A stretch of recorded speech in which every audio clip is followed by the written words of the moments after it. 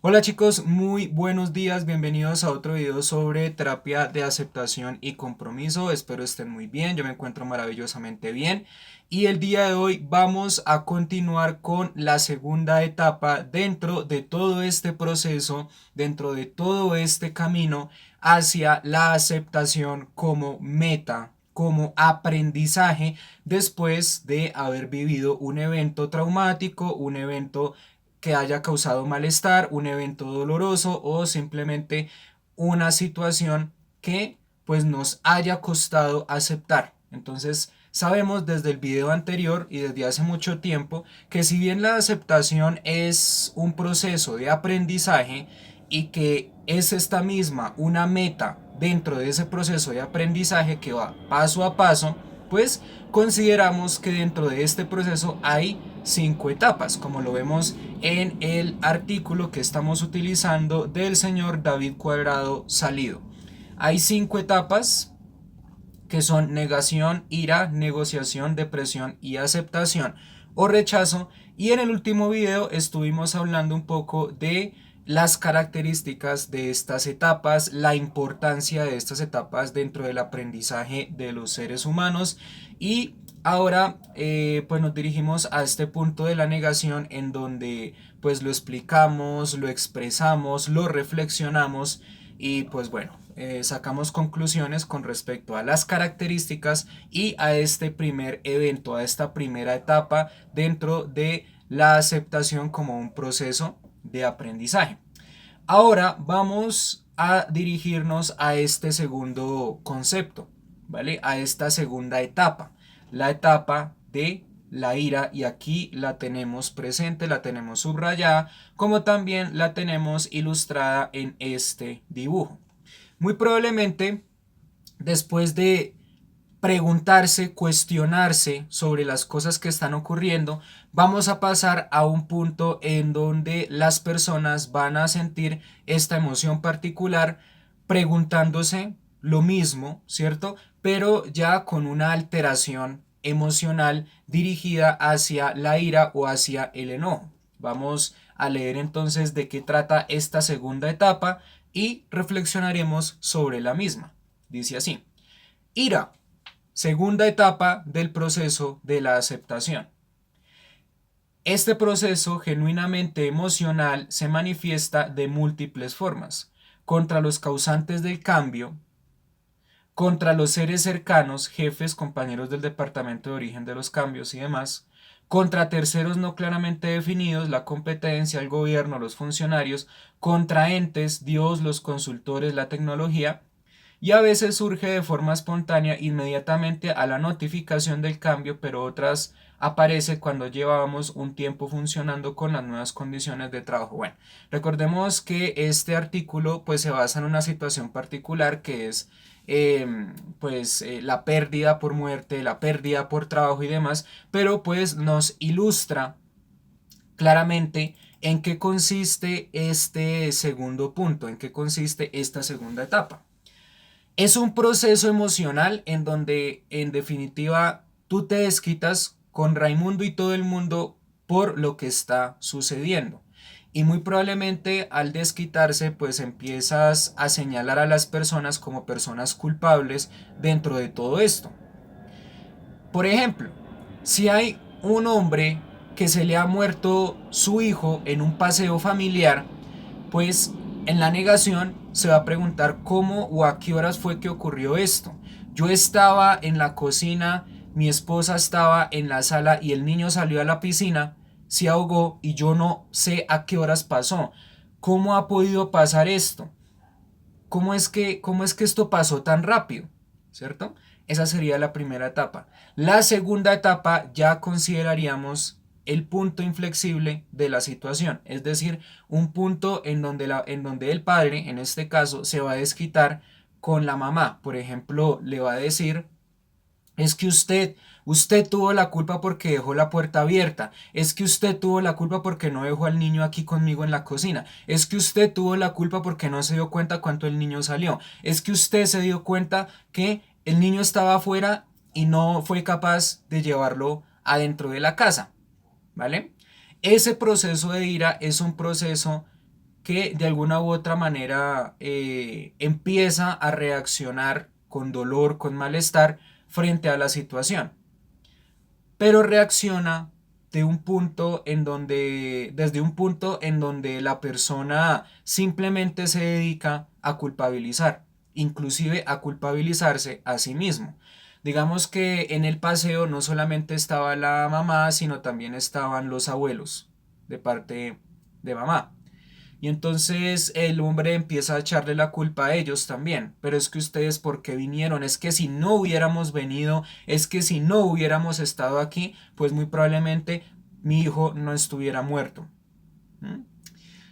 También solemos pasar por este tipo de etapas, asociando la negación con la ira, cuando perdemos una materia en la universidad. Primero nos preguntamos cómo rayos la perdimos, cómo rayos estuvimos en esa situación, cómo es que eso pudo haber sucedido. Y lo segundo es que empezamos a culpabilizar a las personas, incluyéndonos a nosotros mismos. Por ejemplo, es que si yo les hubiera llegado un poco más temprano, tal vez hubiéramos podido resolver el trabajo y lo hubiéramos podido presentar a tiempo. Es que yo tuve la culpa porque el internet se me cayó en ese momento y no pudimos subir el trabajo. Es que ese trabajo era de vital importancia y yo no estuve ahí presente, yo no conseguí grupo, yo no lo presenté. Me odio por eso, porque por mi culpa perdí el semestre. Vale, eso es hacia uno mismo.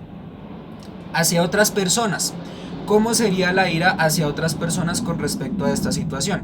Es que yo por qué me tuve que hacer con ese grupo. Es que ese grupo son unos vagos. Es que ese grupo no hizo absolutamente nada y todo lo tenía que hacer yo. Es que si yo le hubiera dejado este artículo a esta persona para que la persona lo transcribiera, hubiera estado mejor que haber presentado un artículo del año 1986, por ejemplo. Es que si yo le hubiera asignado estos puntos a estas personas, de pronto lo hubieran podido resolver, pero como no fueron capaces de hacer absolutamente nada, entonces yo tenía que hacerlo solo.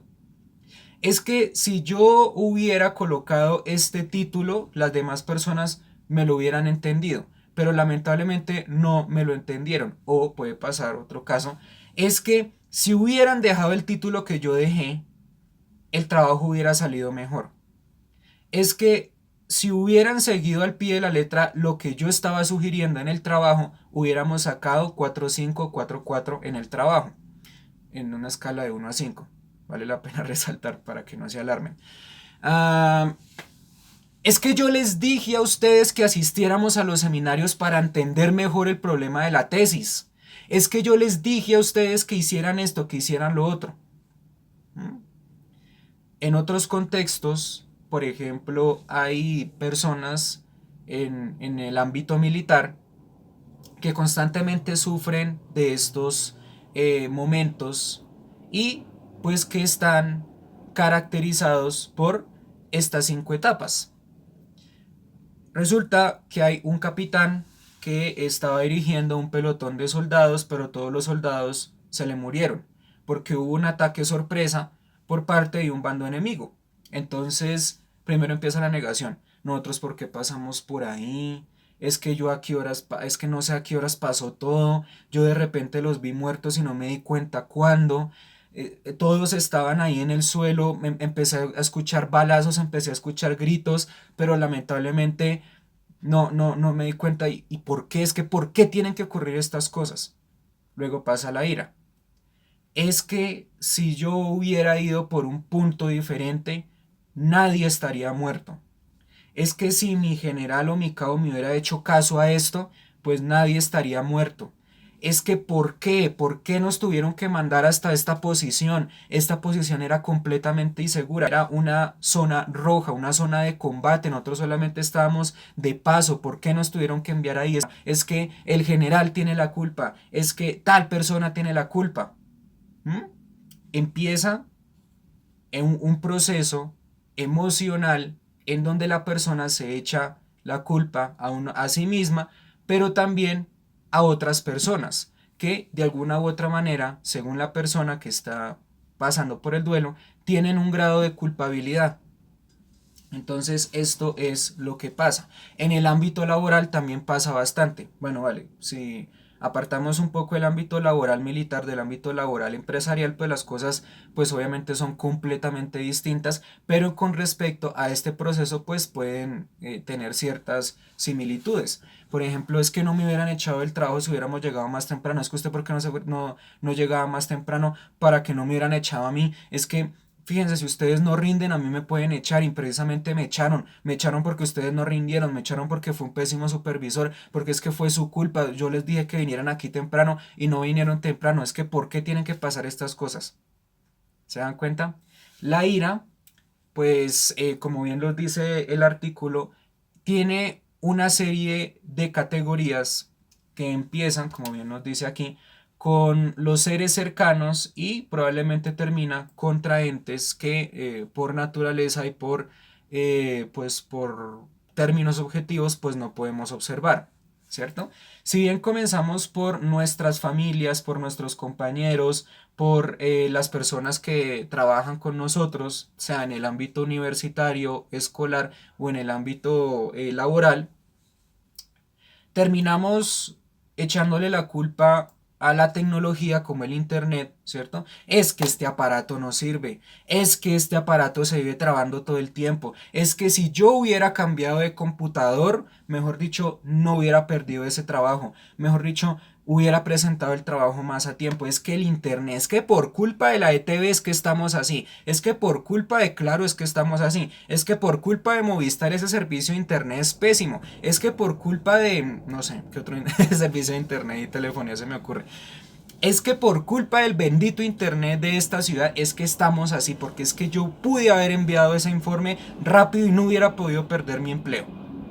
Entonces le echamos la culpa a la tecnología, al internet, incluso a las redes sociales, porque pues obviamente hay ejemplos bastante característicos de las redes sociales. Es que yo no le debía abrir esa cuenta de Facebook, es que Facebook tiene toda la culpabilidad del mundo por la desaparición de mi hijo. Bien, la tecnología.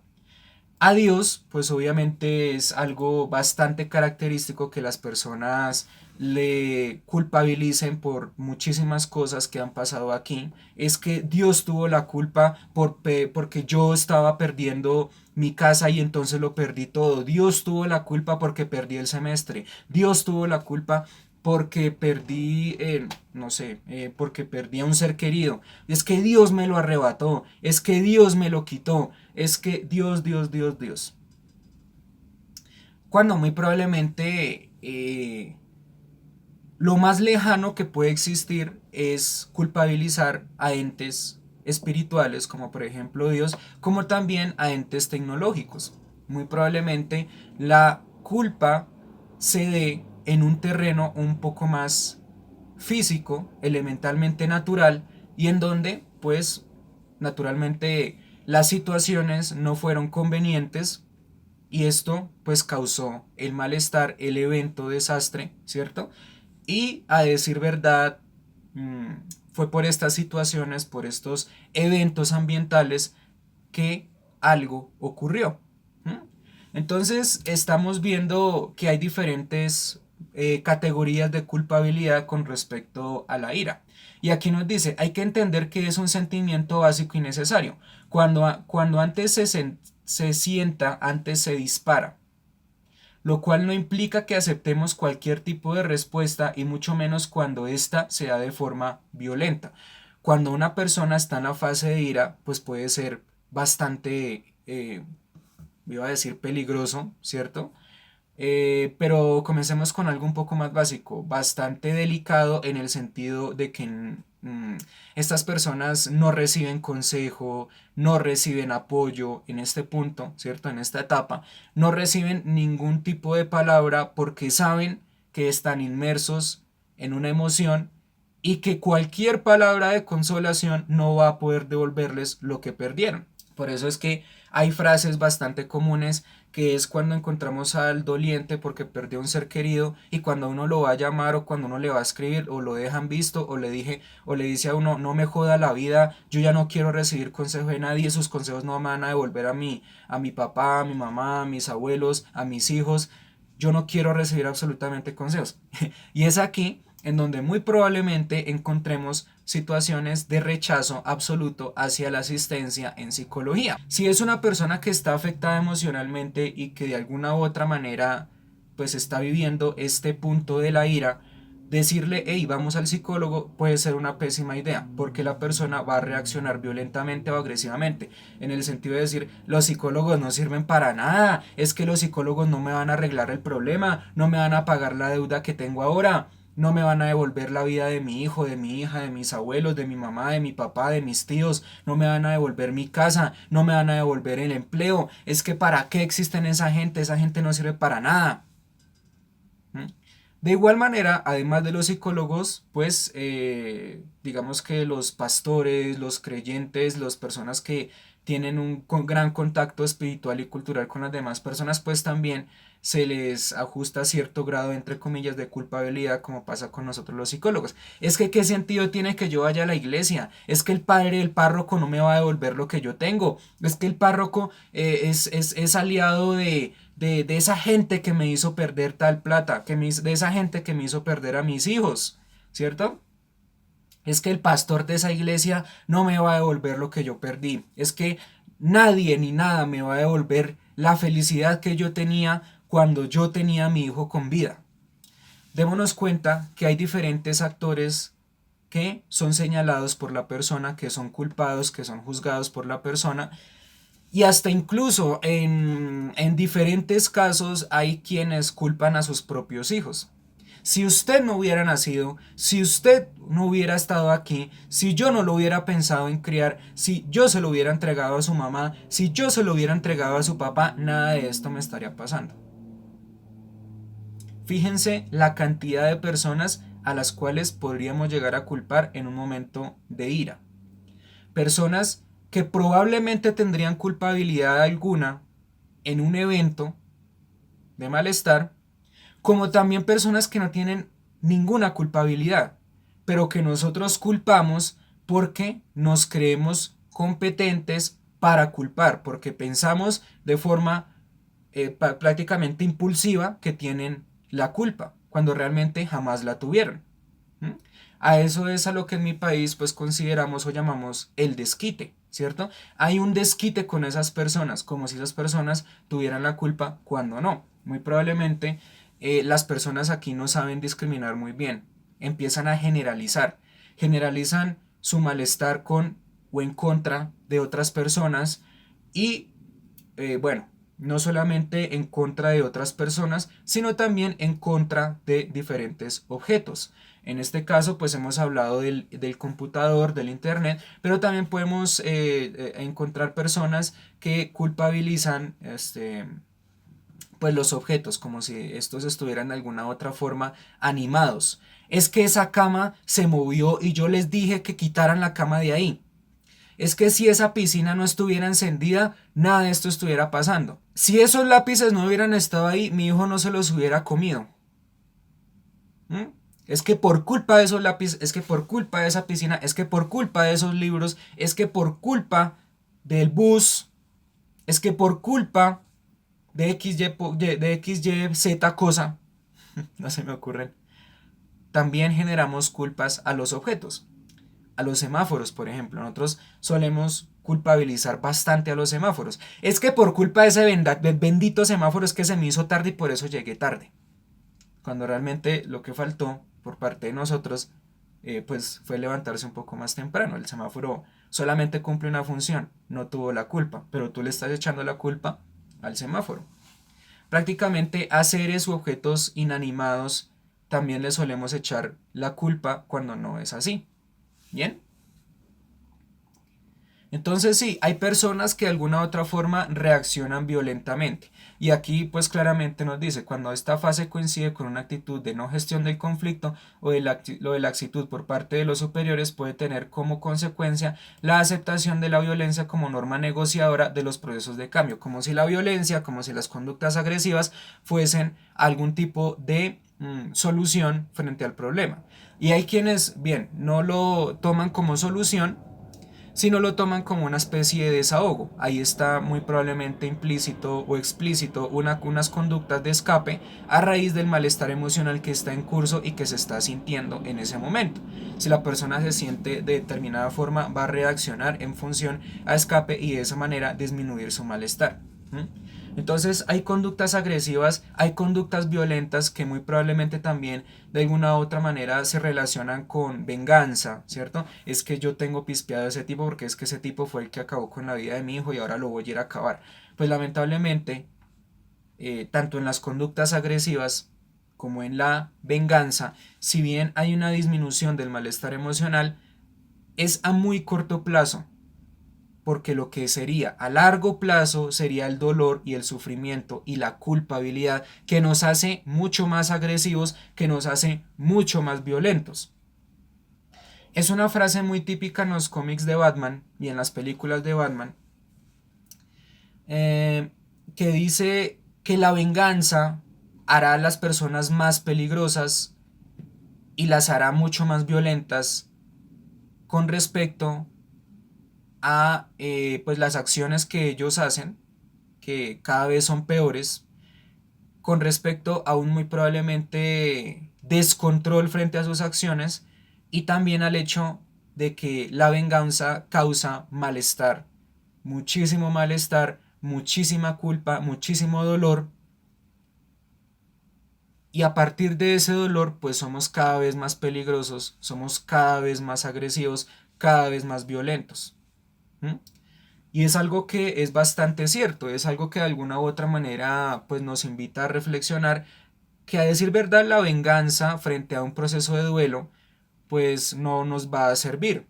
Tenemos que ver las cosas con objetividad y con claridad pronto. Si bien es importante validar este punto emocional, lo que importa es frenarnos en el sentido de decir, tal vez lo que yo estoy haciendo me está causando más sufrimiento en vez de alivio, entonces tengo que parar. ¿Mm? Eso entonces nos lleva a una actitud muy probablemente un poco más asertiva, un poco más negociadora y efectivamente clara frente a este proceso de aceptación. ¿Listo?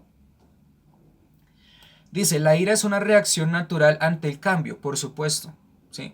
La ira no solamente la encontramos en los procesos de duelo, sino también en otro tipo de procesos o en otro tipo de situaciones enriquecedoras de aprendizaje, como por ejemplo el hecho de estar frustrados. Cuando una persona se siente frustrado porque no capta la atención de otra, por ejemplo en el caso de los niños, pues empiezan a emitir conductas asociadas a la agresividad para que de una forma natural la otra persona le preste atención. Si el niño está llamando a la mamá constantemente y la mamá no le presta atención, pues lo que va a hacer el niño es pues sentir un malestar y empezar a descargar ese malestar, es decir, empezar a escapar de ese malestar a través de conductas de ira, a través de conductas de agresividad que pues naturalmente se explican dada la situación, ¿cierto? Empieza a arrojar cosas, empieza a romper las cosas, empieza a gritar, empieza a llorar, empieza a revolcarse hasta que le prestan atención. Por eso es que aquí nos dice que la ira es una reacción natural ante cualquier situación que en este caso requiera atención, ante cualquier situación que evoque la ira como una emoción o una reacción asociada a la naturaleza. Es decir, no hay ningún problema si estás iracundo o estás enojado. Eso es un proceso completamente natural. Pero aquí nos dice algo, hay que gestionarla, no pararla ni olvidarnos de ella o asumir que degenere en violencia. ¿Mm? A menudo fomentar mecanismos de duelo o queja ayudan en este proceso. El recurso a la pataleta, el llanto o la queja sin recriminación son acciones que ayudan a canalizar la ira. Buscar un tercero fuera del entorno de relaciones, competencia, enemigo externo, puede ayudar en el proceso de gestión de esa etapa. Y así como existen bautizos de una nueva organización, ok, vale, ahí estamos ya en términos organizacionales. Sí, entonces definitivamente hay que saber gestionarla, hay que saber regular la ira y no culpabilizar a las personas que muy probablemente, o tratar más bien de no culpabilizar a las personas que estuvieron o no estuvieron presentes, sino comprender a partir de una posición neutral y a partir del hecho de que lo que sucedió tuvo que haber sucedido y no teníamos control alguno ni teníamos por así decirlo, en ese justo momento, una forma de intervención inmediata para evitarlo. ¿Estamos? Esto muy probablemente nos va a ayudar a encontrar un camino hacia la aceptación por el simple hecho de asumir que no todas las cosas que están a nuestro alrededor las podemos controlar. Que no todas las cosas o situaciones que están alrededor las podemos resolver de manera inmediata. Entonces, este ha sido el segundo punto en donde nos ilustran cómo la ira está conectada a la negación, en el sentido de que a mayor negación o a mayor cantidad de preguntas hay una mayor probabilidad de que las personas reaccionen agresivamente, dada la frustración, dado el dolor, dado el sufrimiento que se debe tener dentro. Y la idea es que siempre busquemos un punto neutral que nos clarifique las cosas y que nos aparte de responsabilidades que muy probablemente no nos competen, o que muy probablemente, si bien nos compitieron en ese momento, ahora no tiene ningún sentido culpabilizarme o culpabilizar a las demás personas, porque estamos viviendo el día a día y eso que sucedió lamentablemente fue ayer. La idea es que tratemos de entenderlo de esta forma y tratemos de entender sin lugar a dudas que la ira es un proceso natural, que es un proceso que debe validarse, que no debe culpabilizarse ni juzgarse, y de esta forma llegar hasta un punto en donde no utilice la ira como recurso para resolver los problemas, sino como una etapa de aprendizaje y sabiduría que me ayude a crecer más adelante. Chicos, muchísimas gracias por su atención, que Dios los bendiga, que estén muy bien, y no se olvide de este video, por si en este momento está pasando por esta situación. No se olvide de estas palabras, no se olvide de este artículo. Todo está justificado científicamente, pero también bajo la sabiduría de aquellos que lo escribieron, que nos recomiendan siempre el mejor camino o la mejor vía dentro de este proceso tan difícil hacia la aceptación. Gracias y que estén muy bien.